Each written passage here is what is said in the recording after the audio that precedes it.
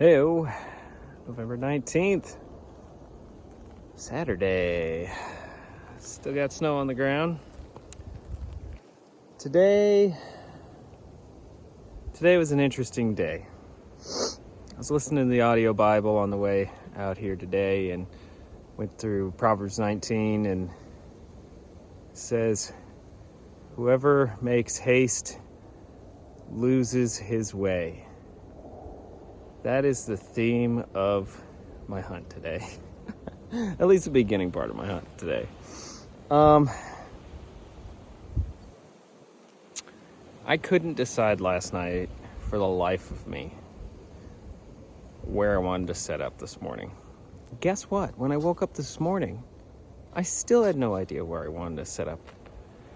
I don't know if I was just being indecisive because I didn't want to miss out on opportunities, which is probably where it came from.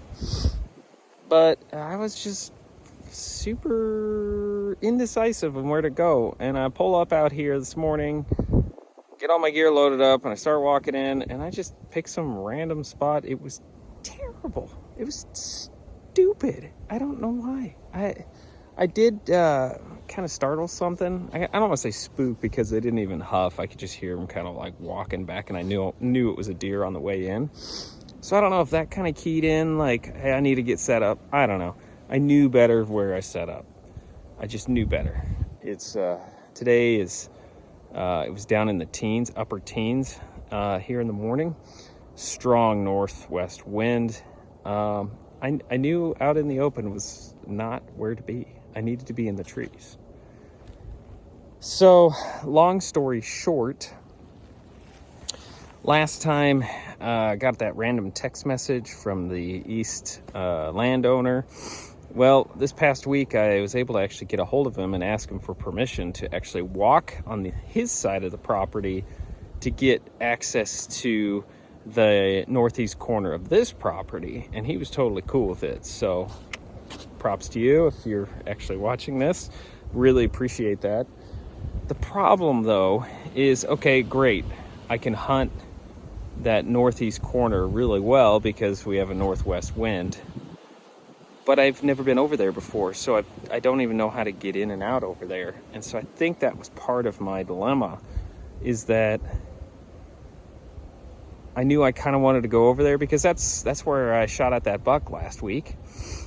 So the deer are in there, they're bedded in there. There's a cornfield just to the northeast there, so that's where they're feeding, which is kind of the only source of food other than acorns, or excuse me, we're hunting acorns. Other than that, in the trees, and maybe there's a cornfield to the west. The field back there was soybeans this year, so I know they can eat them. There's really never a lot left once they harvest them, so I don't know. Comment if you know something more, but I never depend on soybean fields, cut soybean fields as a source of food. I always am using the cornfields. I think those seem to be better. That Iowa corn is pretty tasty to deer. So I got in this morning, sat over on the East Creek. Really dumb spot. I sat there for like 20 minutes just in my head going, I need to move. This is a bad spot. I need to move. And I don't know why. Then I was arguing with myself in my head like, well, I don't want to spook anything because first light's just around the corner. And first light was like 20 minutes away at that point. And I don't know, stupid. Just dumb. Have a plan before you go out and stick to it. Only deviate is if the weather's changed. Seriously, that was so stupid. I should have just made a decision. So, got in there, didn't like it. I ended up getting up and convincing myself this is dumb. So I got behind that big tree I was at on Wednesday. I didn't want to be there because there's a northwest wind, but I said screw it, maybe I'll just go far to the east property line, run that fence up, and then work back in that treed area that I was at on Wednesday, which is essentially what I ended up doing. First light came, Nothing was there. Surprise, surprise, because I just moved over there like 20 minutes. I mean, it was pretty windy, but it was just dumb. And I got up early today, too. Man, I'm just kicking myself today. This is bad. All mental today. Just all in my head. I am a little tired, so maybe I'll give myself a little bit of grace for that end there. Anyway, so I ended up going south across the creek again. Got all the way back into the corner and to the fence line to the east. And I've really never been back quite there. There was a solid trail that took you right across there. So I was able to get through there pretty quiet. The snow this morning was way crunchier than I would have wanted, but it's a few days old. It's been through some melts and refreezes, so that's just what's going to happen. But it was pretty windy today, so it was still pretty masked. I don't know, there was a section where it was like crunchy leaves underneath crunchy snow. I didn't like that, but it is what it is. Made it into the trees. And I saw a really nice mature buck at the top of the hill moving eastbound with two does. What a stud, 2 does. No, they were moving, seemed together. Nice rack on them, fully mature buck. So I worked my way up there some more. I'll be honest with you, I kind of lost track at this point because it turned into Deer Central. I sat in there for a while, got behind a big tree, sat in there for a while, and then I ended up deciding to move more south because I wanted to just kind of let the timber forget about me in my presence. And when I started moving, there was a big old buck. This was probably that behemoth from the other day. Or that was probably 3 weeks ago now. But, yeah, he was moving through. And he was probably 60 yards out. And so he had no idea I was there. So I was kind of slowly moving in on him as he wasn't paying attention. But he did stop at one point and just stare in my direction. And then he just kind of like, whatever, and just kind of moseyed. And I was using, every time he'd turn his backside to me, I would move or I'd use a tree and I'd get in there. The closest I probably got to him was 50 yards. I tried grunting at him.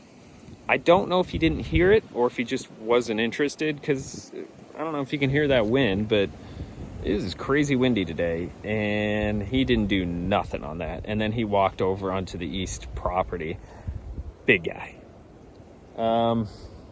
So then I kept moving in, and this is where all the deer started showing up. I saw some doe sitting up at the top. They didn't come east. They were up at the top, and I think they ended up falling back south and then going east. But I never saw it because it was kind of at the plateau or the top of the hill, and I couldn't see over the crest of it. But I could see him up there, and so I was working my way up there as quiet as I can, and then I saw a nice buck. He came in from the west, and he come kind of trotting down my way, and I was ready. I mean, I got my bow up, and I was ready to go, and then I noticed there was 2 bucks, and then there was a doe. And so I was kind of getting myself in position because I thought he was coming down. And then, boom, they just bailed. I don't think it was me. I can't remember if their tails were up or not. I honestly think it was rut action because the doe ran, and then one of the bucks ran after her, and then the other buck followed. I mean, they acted like they were spooked, but there was nothing to spook them. And it wasn't me. I promise it was not me. I don't know. And then after that, I kind of worked my way up there, all the way to the top of the hill. And there was deer trails all over the place. Buck rubs, There was a lot of foraging around this area. That you could tell that they were getting acorns, or you see what I did there? Acorns. Or just, yeah, whatever nutted fruit was coming off a tree. I wasn't really quite paying attention to all the types of trees, but I could just tell that they were turning up the snow and digging in there and eating something, and a whole bunch of different spots there. So I got up at the top of the hill, and some doe started coming in. 3 of them came in. They had no idea I was there. I got in position, got my bow up. This nice shootable doe, she got in there, and she was 10 yards away from me and came out this thicket. I pulled back, and she got spooked on the draw. That's something I still got to work on. It's one thing to get a deer in range, it's a whole other thing then to draw up and take that shot. So she spooked back. She still didn't know what I was. She jumped. They always kind of just jump back like 15 or between 5 and 15 yards, and then they just stare at me. So they have no idea what I am, but they know it's something. And yeah, so there was and they kind of like spooked out. They looked to the southeast like something was there and just bailed. And it wasn't me, because I wasn't southeast of them. I was directly east of them, and they were looking like something was there. Tails up, boom, they bailed. So today was cold. I mean, it didn't get past 20, up into the 20s for most of the morning. So I had some hot tea and just kind of chilled for a minute, kind of warmed up my fingers a bit.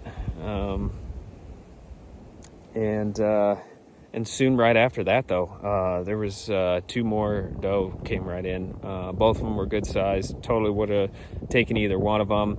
They were coming my way, and then they started kind of meandering off to my left and up off the hill. And I kept working my way to get up to them. They'd stop, they'd look, but I really wanted to make sure like there was nothing else coming. And eventually they just got high enough and far enough away, and they were due south of me. So eventually they were going to catch my wind with that northwest wind. So, and yeah, that was kind of it. I worked further in, didn't see anything. Needed a snack break to replenish calories. Had some hot tea to warm up.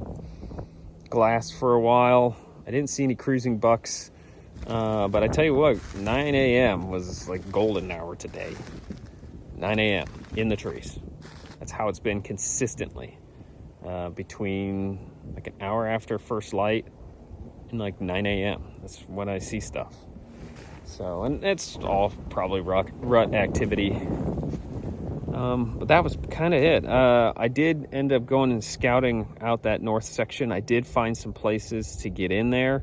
I know how to get across the creek, so that was kind of my biggest thing why I didn't go over there this morning, because I just didn't know how to get over there in the dark. But I turned on Onyx. I got things set up.